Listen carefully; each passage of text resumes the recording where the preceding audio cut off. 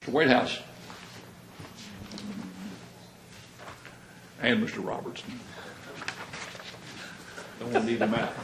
Good morning, Mr. President, members of Council. Mr. Robertson's going to provide a short introduction, and then I have a short presentation for you, and then we'll take questions if there are any at the end.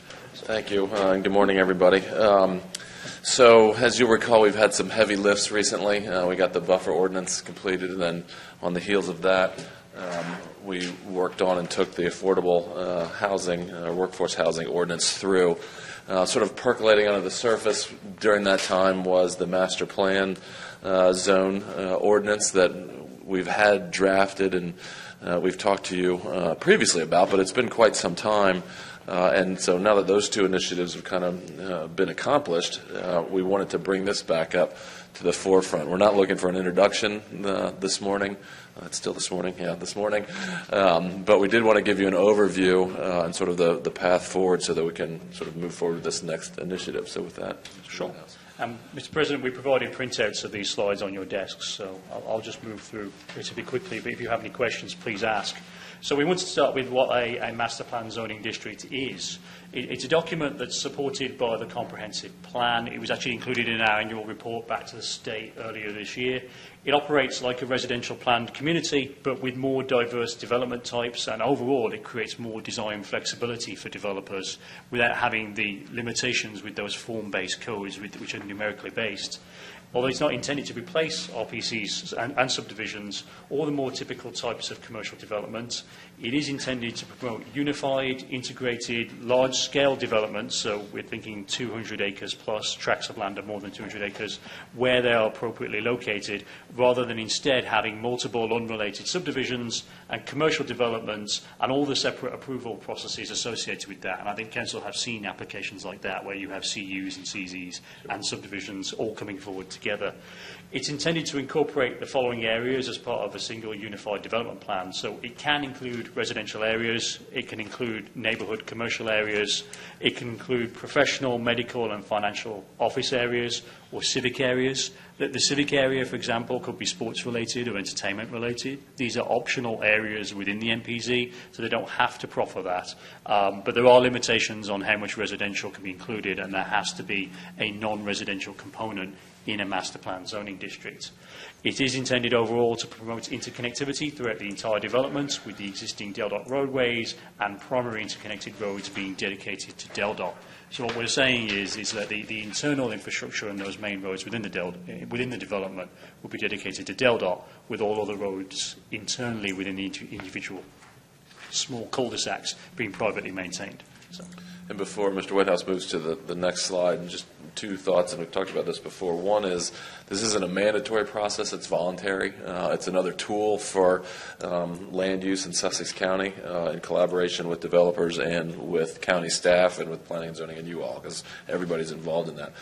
The other thing, as I mentioned before, we sort of didn't make this up, just on the fly. What we did actually, the city of Dover has a similar zoning classification, and that actually got implemented with the Eden Hill development, which is sort of a medical, professional, office, commercial, multifamily, and single-family residential development. Smaller because it's in Dover, in a municipality, but they sort of had the outline for how this works, and it's been implemented. So we took that, basically tore it down, and then rebuilt that ordinance so that it would apply to Sussex County. Sure.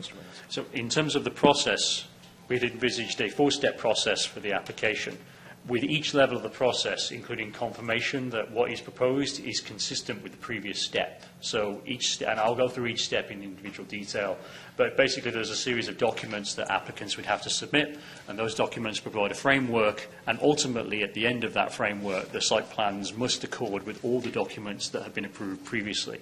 And if I go through that individually, the first step is the pre-app meeting. So the applicant would meet with staff to discuss the overall design, how much non-residential floor area is to be created in the number of dwellings. That would include discussions with DELDOT if the project's within a transportation improvement district, a TID for example, and if not, there are discussions discussions as to whether a traffic impact study is required, and all of this happens at the pre-application stage. Also, in those discussions with staff, resource buffers are identified, and we discuss those and the relationship in terms of open space. We also discuss whether any of the units are going to participate in the Sussex County rental programme, and then at this stage, before the application come in, like an RPC, it would have to go to the State Planning Office and go through Plus in the same way that RPCs do now. The next step is the applicant would submit as part of their application a general overall master plan.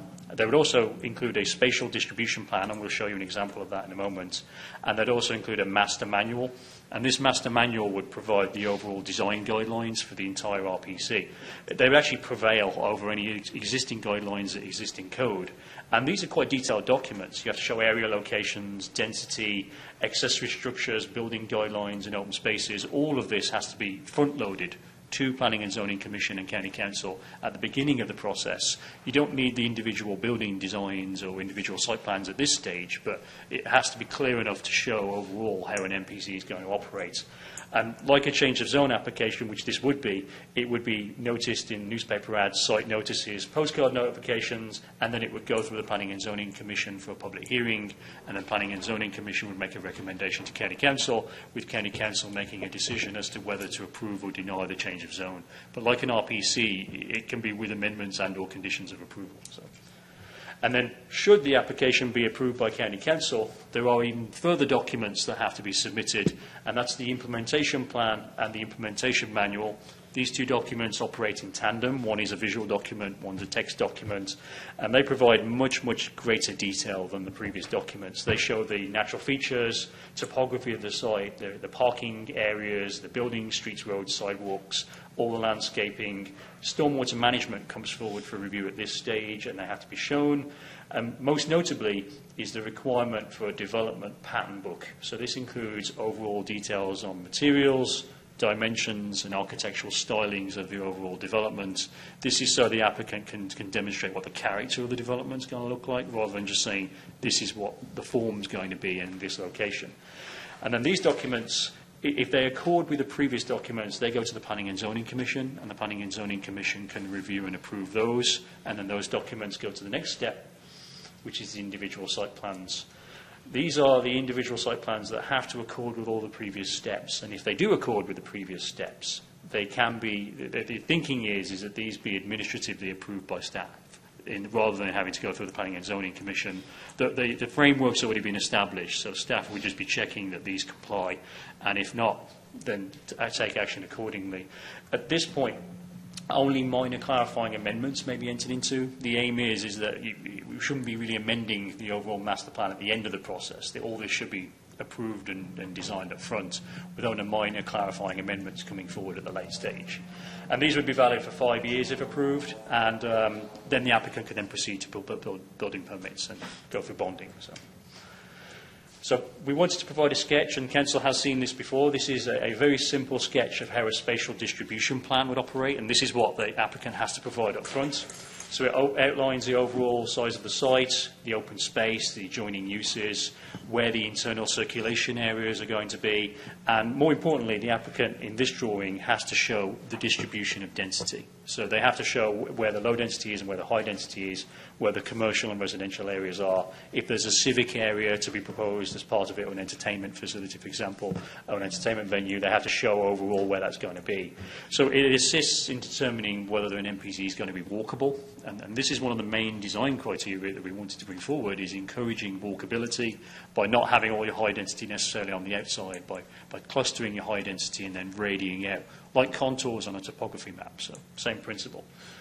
Mr. Whitehouse, on this too, just so that for clarification, we wanted to pull this out, the spatial distribution plan, to address density. Just keep in mind that this is not the only map that would be presented. There's the general overall master plan, which is more like what you're accustomed to in terms of a site plan, not quite as much. This one is sort of like, bubble figures in terms of density, just so you can see where the density of the project is. That's in addition to a separate general overall master plan that's going to give you more of a design of the community. Yep. This is more schematic on this one. Yep. Thank you. And then next steps moving forward, unless there's any questions that Council have, the staff's thinking on next steps is to continue working on the draft of the ordinance, continued conversations with DelDOT on road coordination within the MPC, and the overall aim that roads be dedicated to DelDOT.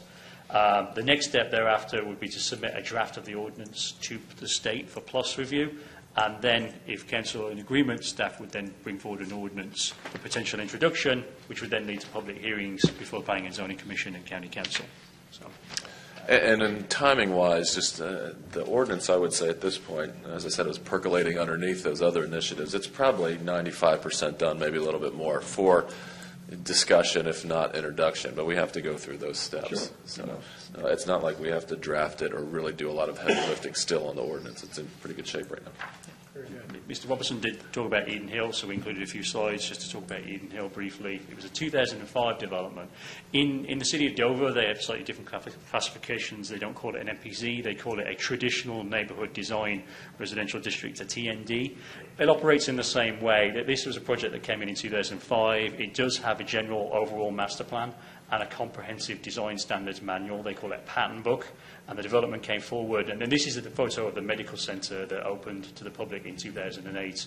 Since then, they've come forward with 83 duplexes and townhouses. So it is a mixed-use development.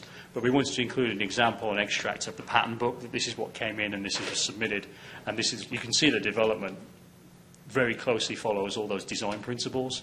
But this is a development that is very much in progress. They built the medical component of it and some of the residential component, but it's very much ongoing. But you can see on that aerial that it's a much part of a much larger planned site. So, sure. Yeah. So. Any questions of council right now? I've got a couple. Mr. Riley. I'm looking at the geography of the, or the geometry of the proposed, that example right there. I'm guessing that's, you just picked that. It doesn't have to be, it could be irregular in shape.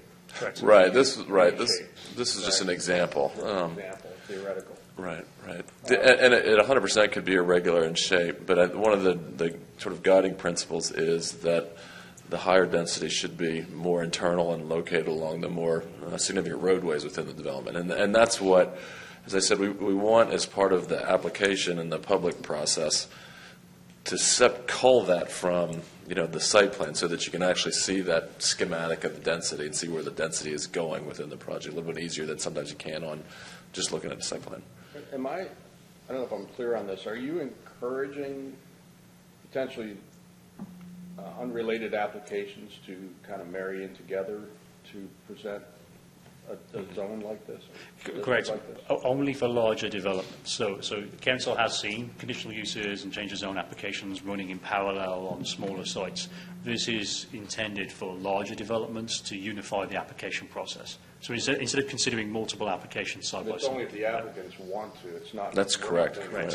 We can impose it. Correct. And suppose an existing development, perhaps of some size, wanted to expand, could they incorporate their existing development with additional development to create this type of district? I think they probably could. So they would have we hadn't really thought about it, but they would have their existing, say it's a subdivision or an RPC. The application for an MPZ would include that within it, and it would have to show, unless they're going to completely change what was approved, it would have to show what has been approved for that portion of it, and then the rest of it would be considered anew. So, yeah, no, I don't see any reason. I mean, they'd have to follow the same steps, but there wouldn't be any reason why they couldn't. Yeah. Just curious. And of course, if they did that, then whatever may be in that existing development, whether it's some of those other areas, the civic area or whatever, there's percentages allocated to that, so that would count against the overall MPZ. Yeah, it would have to balance. Right. And this can be used throughout. Schaefer. I'm sorry. This can be utilized throughout the county. It's not going to be. It'd be a new zoning district, so obviously the location, the appropriateness of a location would be a decision for council as part of the public hearing. So, but it depends on where you would propose it, but it potentially is available countywide. And I think one of the questions was, and I may be incorrect, I may have misunderstood, are you going to encourage competing developers that are contiguous to work together with a master plan. Is that your question? I think? Essentially. If you had two developers and each say each one had 100 acres, you mean they could work together to bring forward an MPZ and have the advantages of unifying and having multiple developers? Absolutely, they could do that.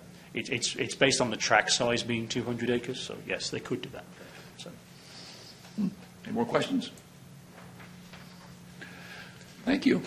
Okay, well, we've got our marching orders, so we'll proceed and look for this to come back to you, depending on, how soon we get feedback from those state agencies. Because we're sort of saying to DelDOT, this is what we'd like to happen with those streets, so we need to have feedback from DelDOT where they'll say, yes, this works. So those kinds of things are going to be the next steps, and we'll get back to you with hopefully an ordinance to introduce.